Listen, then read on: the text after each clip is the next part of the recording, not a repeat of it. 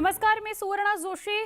आपण या बुलेटिन मध्ये सुद्धा अर्थातच निसर्ग चक्रीवादळाविषयीचे सगळे अपडेट, सगळी माहिती घेणार आहोत। हे निसर्ग चक्रीवादळ अलिबाग मुरुड इथं धडकलं आणि तिथून पुढे ते उरण, मुंबई या सगळ्या ठिकाणी रवाना झालं। ते पुढे आगेकूच करतंय। इथून पुढे मुंबईच्या पुढे ते जाईल तेव्हा आपण वाऱ्याचा वेगही मुंबईत कमी झालेला बघायला मिळतोय आणि पावसाचा जोरही थोडासा कमी झालाय असं चित्र आपल्याला मुंबईत बघायला मिळतंय। वादळ ठाण्याला धडक दिल्यानंतर त्याची पुढची दिशा ठरणार आहे। पण मुंबईच्या पुढे गेलंय की काय अशा चर्चा सुरू झाल्यात त्या याकरता कारण मुंबईमध्ये पावसाचा जोर कमी झालेला आहे आणि वाऱ्याचा जो वेग होता, घोंगावणारा जो वारा होता, भू भू करत जो मुंबईपर्यंत पोहोचला होता त्याचा वेगही आता मंदावलेला आहे। निसर्ग चक्रीवादळाविषयी सकाळपासून सगळे अपडेट्स न्यूज 18 लोकमतवर आपण बघताय। आमचे सगळे प्रतिनिधी फील्डवर आहेत आणि तिथून ते ताजी माहिती आपल्याला देत आहेत। अलिबाग आणि मुरुडच्या समुद्रकिनाऱ्यावर निसर्ग चक्रीवादळ धडकल्यानंतर ते पुढे रायगड, नवी मुंबई, उरण, मुंबई अशा सगळ्या ठिकाणी आलेलं आहे आणि इथून पुढे ते आता मार्गक्रमण करत आहे। या सगळ्या परिसरामध्ये प्रचंड वादळी वाऱ्यासह सोसाट्याचा पाऊस आपल्याला बघायला मिळाला।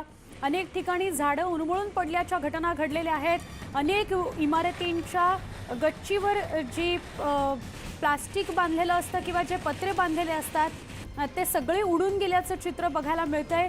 वांद्रे वरळी सी लिंक काही तासांसाठी बंद ठेवण्यात आलेला आहे। हा वादळी वारा आणि पाऊस ज्याच्यामुळे मुंबई पुणे या एक्सप्रेस वेवर सुद्धा अनेक झाडं उन्मळून पडली। आमचे प्रतिनिधी प्रफुल्ल साळुंखे यांच्याकडूनच आपण ताजी माहिती घेऊया। प्रफुल्ल, तू मुंबईतल्या सगळ्या परिस्थितीवर सकाळपासून लक्ष ठेवून आहेस आणि आपण सातत्यानं तुझ्या मागच्या बाजूला बघत होतो प्रकर्षाने की कशी दृश्यमानता कमी जास्त होत जात होती, कसा सोसाट्याचा वारा सुटलेला होता, पाऊस मुसळधार पडत होता। आत्ताची काय परिस्थिती आहे? मुंबईच्या पुढे चक्रीवादळ सरकलंय असं म्हणता येईल का? नक्कीच सुवर्णा, जर आपण पाहिलं की आता मुंबईचा हा संपूर्ण परिसर जो पाहायला मिळतोय, आकाश आता निरभ्र होताना या ठिकाणी पाहायला मिळत आहे। कारण वाऱ्याचा आणि पावसाचा वेग जो आहे तो खूपसा मंदावलेला आहे। कारण आता सॅटेलाइटच्या चित्रानुसार जर आपण पाहिलं तर पनवेल पासून कर्जतकडे ही संपूर्ण चक्रीवादळाची दिशा आपल्याला पाहायला मिळते आणि शहापूर आणि इगतपुरी अशा पद्धतीनं या चक्रीवादळाचा प्रवास आता पुढे सरकला। त्यामुळे पूर्व किनाऱ्यापासूनच चक्रीवादळ हे वरच्या दिशेला सरकल्यामुळे मुंबईचा धोका जो आहे सध्या तरी आता या ठिकाणी टळलेला आपल्याला पाहायला मिळतोय। सुवर्णा, जर आता हा संपूर्ण मुंबईचा दक्षिण एरिया जर तू आता नजरेत पाहत असेल किंवा आपले प्रेक्षक पाहत असतील तर ही संपूर्ण परिसर जो आहे तो थोड्या वेळापूर्वी प्रचंड पावसामुळे आणि वाऱ्यामुळे प्रकाशाची जी डेन्सिटी आहे ती अत्यंत कमी झाल्यामुळे काही दिसत नव्हतं। पण आता जे आहे ती मुंबई हळूहळू स्पष्टपणे दिसते आहे। कारण प्रकाश देखील, सूर्य देखील या ठिकाणी बाहेर येताना दिसतोय। कारण ढगांच्या आड लपलेला हा सूर्य जो आहे तो आता बाहेर येताना दिसतोय आणि नक्कीच कुठेतरी हा पावसाचा आणि चक्रीवादळाचा धोका जो आहे तो या ठिकाणी टळलेला आपल्याला पाहायला मिळतो। नक्की प्रफुल्ल, आपण पुन्हा एकदा तुझ्या माध्यमातून गिरगाव चौपाटीवर आमचे प्रतिनिधी प्रफुल्ल साळुंखे आहेत, तिथून थेट दृश्य ते आपल्यापर्यंत पोहोचवत आहेत। काही क्षणापूर्वी त्याच्या मागच्या बिल्डिंगी सोडल्या तर त्याच्या व्यतिरिक्त काहीही दिसत नव्हतं प्रफुल्ल, आणि आता मात्र पूर्ण मुंबई तुझ्या मागे पुन्हा एकदा दिसू लागली आहे, दृश्यमानता दिसू लागलेली आहे। बरं, हा जो मार्ग बदललेला आहे या चक्रीवादळानं, म्हणजे असं म्हणायचं का की मुंबईला जो मोठा तडाखा बसेल असं वाटलं होतं तशी शक्यता आता थोडी कमी झाली आहे? नक्कीच सुवर्णा, जर सकाळपासून जर आपण सॅटेलाइटचे चित्र जर पाहत असू तर साधारणतः चक्रीवादळाची दिशा जी आहे पनवेल आणि मुंबईच्या पूर्व भागापासून हा चक्रीवादळ जे आहे ते नाशिकच्या दिशेने सरकत होतं। पण आता ते कर्जत खोपोलीच्या मार्गे नाशिकला जात आहे। पूर्वी ते नाशिक पासून वर धुळे, अमळनेर, चोपडा अशा पद्धतीने दर्शवत होतं, पण ते आता खाली जाऊन नाशिक, मनमाड, मालेगाव आणि मध्ये चाळीसगाव, पाचोरा आणि जळगाव ही अशा पद्धतीनं त्या चक्रीवादळाची दिशा जी आहे ती सॅटेलाइटला दिसते। नक्कीच मुंबईमध्ये हे चक्रीवादळ साधारणतः 2 वाजेपर्यंत येणं अपेक्षित होतं, पण त्याची दिशा बदलल्यामुळे आता मुंबईचा संपूर्ण परिसर आहे त्या परिसरामध्ये जर आपण पाहिलं तर आता सूर्यप्रकाश आता हळूहळू चांगलाच प्रखर होताना आपल्याला दिसतंय. आणि जर माझ्या मागे जर आता तू मुंबईचं चित्र पाहत असशील तर साधारणतः मुंबईचं चित्र म्हणजेच लांब लांब पर्यंतच्या इमारती आता ज्या आहेत त्या स्पष्टपणे दिसत आहेत. कारण हा सकाळी जो कुलाब्याचा भाग होता तो अत्यंत अस्पष्ट आणि धुसरपणे दिसत होता, तो आता स्पष्ट आपल्याला जाणवू लागलाय. नक्कीच कुठेतरी मुंबईकरांसाठी ही दिलासा देणारी गोष्ट आहे की या ठिकाणी आता सध्या तरी चक्रीवादळाचा जो धोका आहे तो टळला असं आपल्याला म्हणता येऊ शकेल. नक्की प्रफुल्ल, धन्यवाद ही माहिती दिल्याबद्दल. दिवसभर आपण या चक्रीवादळाचं कसं कसं मार्गक्रमण होतंय त्याचे सगळे अपडेट्स दाखवतो आहोत. तुर्तास आपण पुढच्या बातमीकडे वळूया. निसर्ग चक्रीवादळाचे पडसाद पुण्यातही उमटण्याची शक्यता आहे. पुणे IMDचे प्रमुख हवामान संशोधक डॉक्टर अनुपम कश्यपी यांनी याबाबतची माहिती दिली आहे. पुण्यात चक्रीवादळाचा पडसाद वाढलाय, परिणाम वाढलेला आहे. वाऱ्याचा वेग ताशी 60 ते 70 किलोमीटर इतका असण्याची शक्यता आहे. सोबतच पुणे जिल्ह्यातील घाटमाथा परिसरात मुसळधार पाऊस पडतोय. पूरस्थिती निर्माण होण्याची शक्यता सुद्धा वर्तवण्यात येते आहे. निसर्ग जो साइक्लोन बना था अभी सीवियर साइक्लोनिक स्टॉर्म के रूप में उसका लैंडफॉल शुरू हो चुका है. लैंडफॉल में ये करीब 3 घंटे के आसपास टाइम लेगा.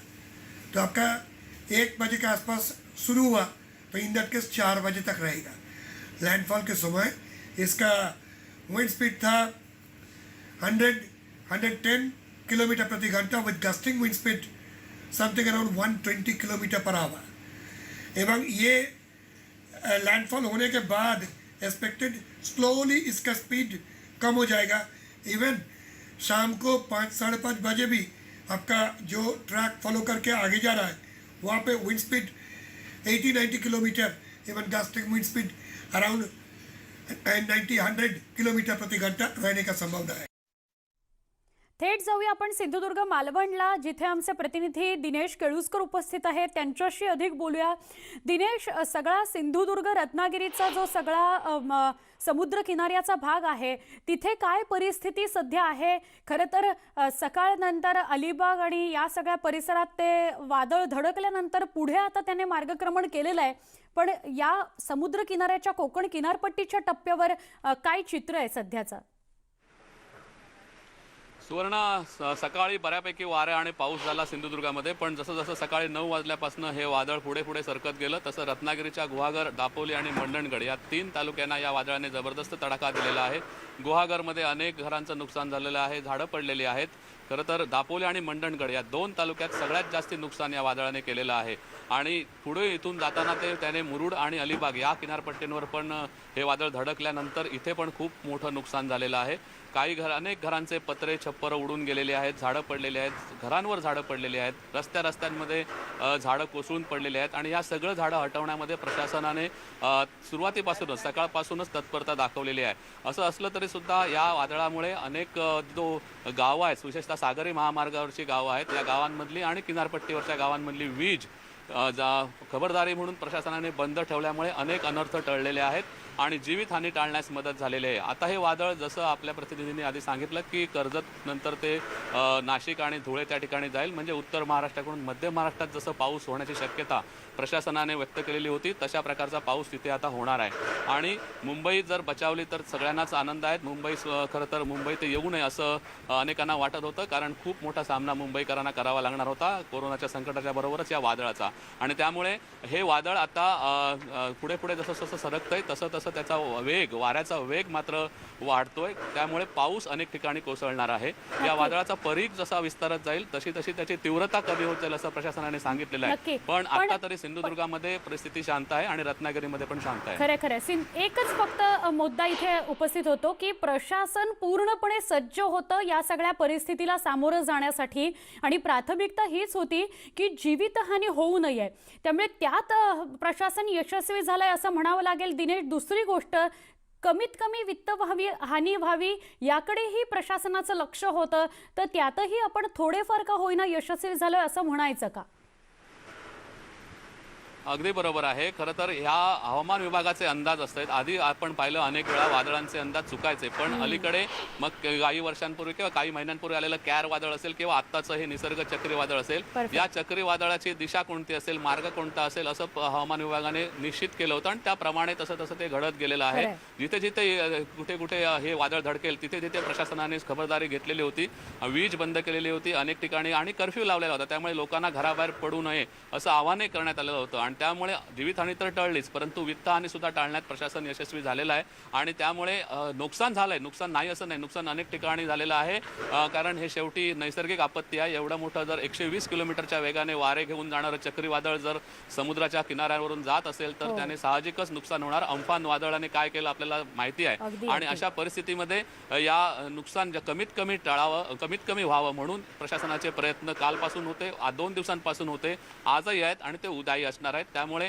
सर्वांनी खबरदारी घ्यावी असं आवाहन प्रशासनाकडून करण्यात आलेलं आहे. नक्की दिनेश, धन्यवाद आपण ही सविस्तर माहिती दिल्याबद्दल.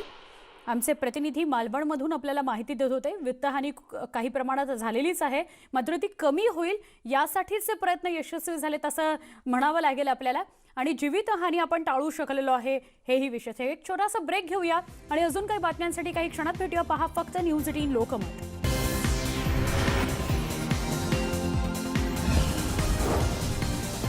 बुलेटिनमध्ये पुन्हा एकदा स्वागत. निसर्ग चक्रीवादळ आता पुढे सरकलेलं आहे. ते मुंबईपासून पुढे जाताना आपण बघतो आहोत मांडवा जेट्टी भागात सोसाट्याचा वारा सुटायला सुरुवात झालेली आहे. चक्रीवादळामुळे मांडवा भागात अनेक झाडं उन्मळून पडलेली आहेत. मांडवा भागात चक्रीवादळाचा तडाखा बसतो आहे.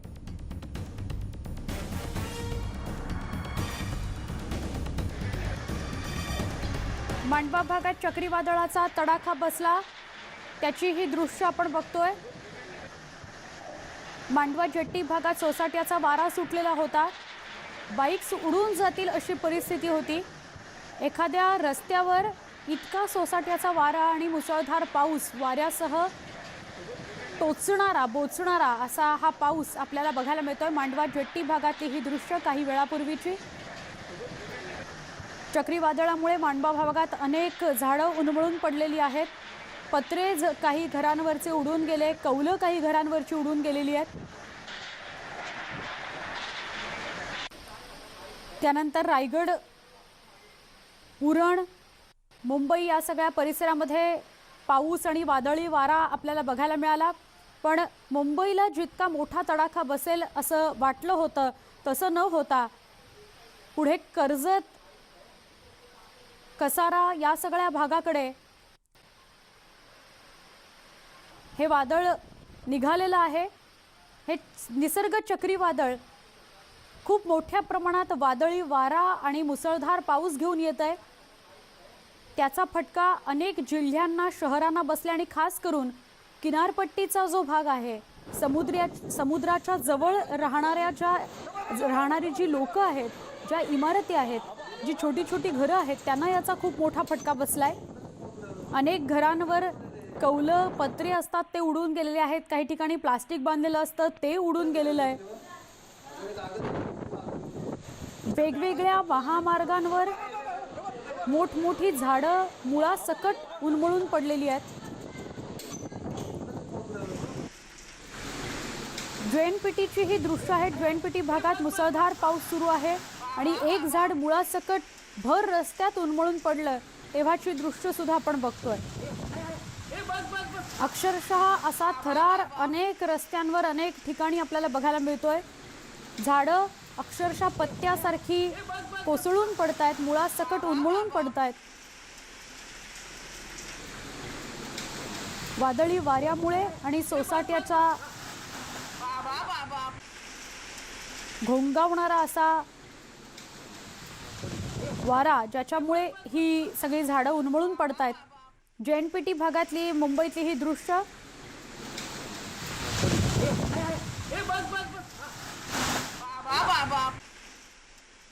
बघता बघता नजरेसमोर घरांवरचे पत्रे उडून जाणं, उभंच्या उभं झाड कोसळून पडणं, अनेकदा ही झाडं खाली पार्क केलेल्या गाड्यांवर पडतात, त्यामुळे गाड्यांचं नुकसान होणं किंवा झाडं इमारतींवर किंवा कौलारू घरांवर पडली तर घरांचं मोठ्या प्रमाणात नुकसान होण्याचे प्रकार घडलेले आहेत।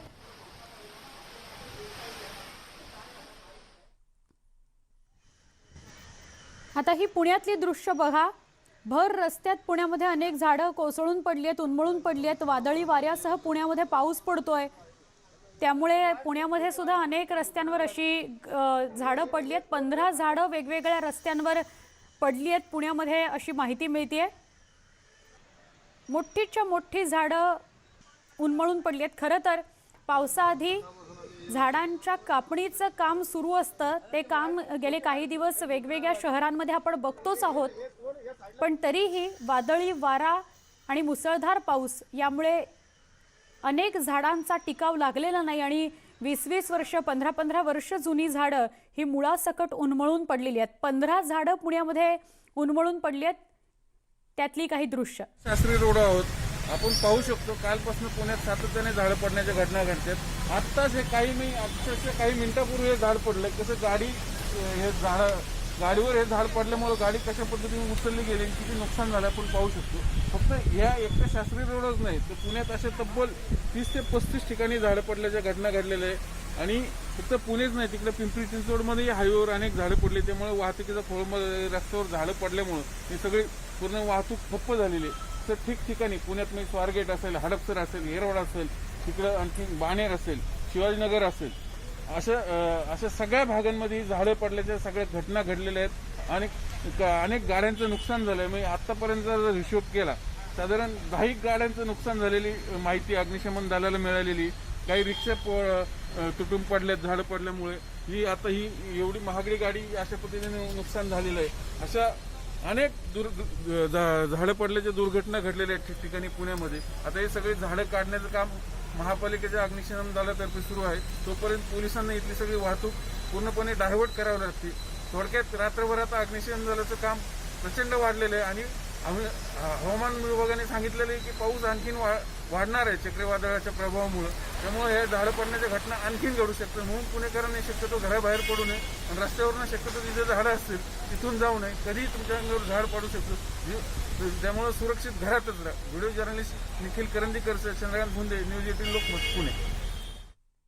एक छोटासा ब्रेक घेऊया। निसर्ग चक्रीवादळाविषयीचे सगळे अपडेट्स पाहण्यासाठी पहा फक्त न्यूज 18 लोकमत।